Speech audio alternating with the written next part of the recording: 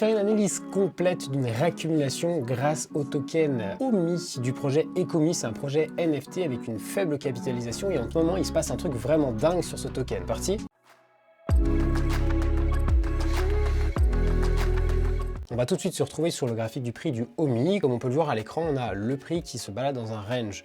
On a eu du coup au niveau du mois de juin 2022 un prix qui est venu se stabiliser autour des 0.0010.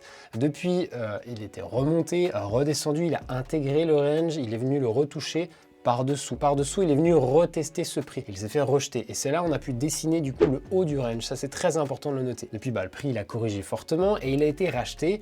Et il est resté, on va dire, de manière plutôt fixe pendant quelques jours, voire quelques semaines. Et ça, c'est pas quelque chose qui est anodin. Depuis, le prix s'est réenvolé de manière significative jusqu'à la borne haute. Et tu vois qu'il a été revendu sur ces niveaux-là. Et puis depuis, eh bien, il a été revendu à nouveau. Et là, on se retrouve de nouveau en bas de range. Mais qu'est-ce qui va se passer? C'est quelque chose qu'on peut se poser comme question là dans cette vidéo et on va du coup aller voir un petit peu plus en détail sur Etherscan qu'est-ce qui se passe autour de ce token au niveau des baleines justement pour se dire après est-ce que c'est pas le moment d'entrer pour nous. Donc on va sur CoinMarketCap, on peut voir que c'est un token qui a 150 millions de market cap, donc c'est un petit token, il est classé 2400 en termes de capitalisation boursière, donc il fait pas partie du scope grand public, on peut pas dire qu'il y a beaucoup de monde qui le connaissent et qui ont investi dessus, sinon son prix serait quand même plus élevé comme des AVAX, des Ethereum ou peu importe quel blockchain ou quel autre projet qui pourrait avoir plus de valeur. À noter quand même que l'émission des OMI n'a pas été encore maximale. Il reste quelques tokens à mettre sur le marché et ça peut aussi jouer dans le temps sur son évolution. Dans tous les cas, ce qu'il faut aller voir sur Etherscan, ici au niveau de cette petite adresse, tu vas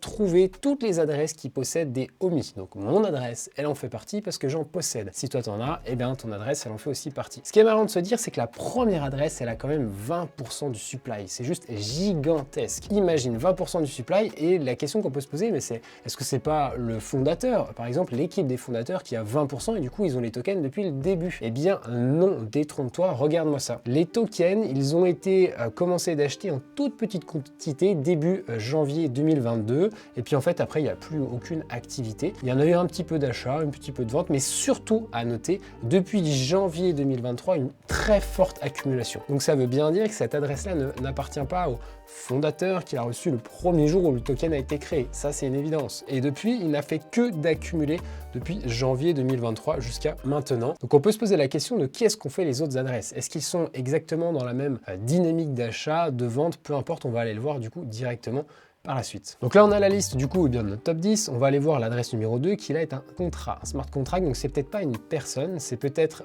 le protocole qui distribue des rewards, qui distribue du stacking. J'ai encore pas creusé ça mais il faudrait qu'on aille le regarder un jour. En tout cas on peut voir que cette adresse elle a 13% de la supply et du coup 36 millions de valeur sur justement ce protocole. C'est la deuxième adresse. Quand on va voir cette deuxième adresse, on peut voir que pareil, depuis janvier 2022 elle accumule. Donc au final c'est peut-être pas une personne, peut-être que c'est un projet type, je sais pas, AAV, Uniswap qui eux accumulent pour pouvoir après donner la liquidité sur le marché. Mais en tout cas, on a aussi une phase d'achat très importante depuis janvier 2022 qui du coup a permis une certaine forme de stabilisation du prix. Et puis depuis mars 2022, il a vendu deux fois, enfin une fois ici et une fois là, mais du coup garde une somme très conséquente de plus de 30 millions quand même du OMI. Et ça c'est quand même très important. Si on va voir l'adresse numéro 3 maintenant, qui elle détient environ 28 millions, c'est quand même des grosses adresses, c'est énorme, et bien elle depuis janvier 2022, pareil, coïncidence? Non, je ne pense pas. Elle a acheté énormément de tokens et puis par contre depuis ne fait que d'en vendre. Que d'en vendre. Donc on pourrait se poser la question, mais qu'est-ce qu'il fout lui? Il en a acheté et puis il fait que d'en vendre alors que le token il baisse, du coup il est rentré au mauvais moment. Franchement, j'ai pas vraiment de réponse à cette question, mais on peut se poser la question de qu'est-ce que lui il fout là au niveau de la troisième position. Lui c'est aussi un contrat, un smart contract, donc c'est pas forcément une personne et j'aimerais bien savoir à qui est cette adresse. Si on va voir l'adresse numéro 4, 1, 2, 3, 4, la quatrième adresse, on a un petit peu comme la première, il y a eu une espèce de, voilà, on ne sait pas trop s'il rentrait, s'il rentrait pas, un petit doigt, c'est chaud, c'est froid, qu'est-ce qu'on fait? En tout cas, depuis juillet 2022, il ne fait que d'en accumuler des masses, c'est des quantités phénoménales, et là, il continue d'en acheter jusqu'à précédemment, là on a encore des achats très réguliers, et là on est sur une adresse qui fait dans les 20 millions. La 5e adresse, si jamais on se concentre dessus, elle au contraire, alors si elle est rentrée très récemment, autour de mars 2022, mais elle n'a fait que vendre des tokens. Là après il est resté de façon très stable, il en a revendu novembre 2022 et puis depuis il vient d'en vendre en août 2023, mais depuis il a conservé les tokens qu'il avait. Donc ça c'est des adresses, même en ayant conservé justement peu par rapport à ses achats initiaux qui étaient autour des... je ne sais pas combien de millions de petits morceaux de cette crypto, donc la valeur devait être phénoménale. Aujourd'hui, il détient toujours 20 millions de tokens, et peut-être qu'en fait, il va se dire qu'il va en vendre encore pour faire continuer de baisser le prix, puis en racheter après, ou peut-être qu'en fait, c'est la somme qu'il va garder pour le prochain problème, s'il a fait une réallocation. Franchement, j'en ai strictement aucune idée, je ne peux pas te dire autrement que ça, qu'est-ce que font ces baleines. En tout cas, il y a une chose qui est sûre, c'est qu'il y en a 2-3 qui ont acheté courant 2022, on va dire, on était en plein bear market, autour de mars, et puis font que vendre, et les autres, par contre, ne font que acheter, mais tous ont acheté à peu près au même moment entre janvier et mars 2022. C'est quand même assez dingue.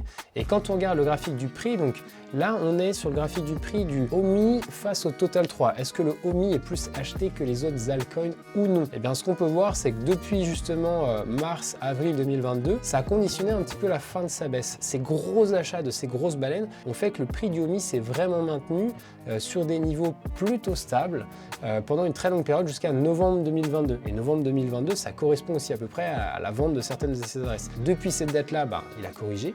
Et puis les autres adresses qui, elles, ont commencé à accumuler, je vais pas dire des bêtises, janvier 2023 pour la première, et puis celle-là qui était en forte hausse, c'était juillet 2022.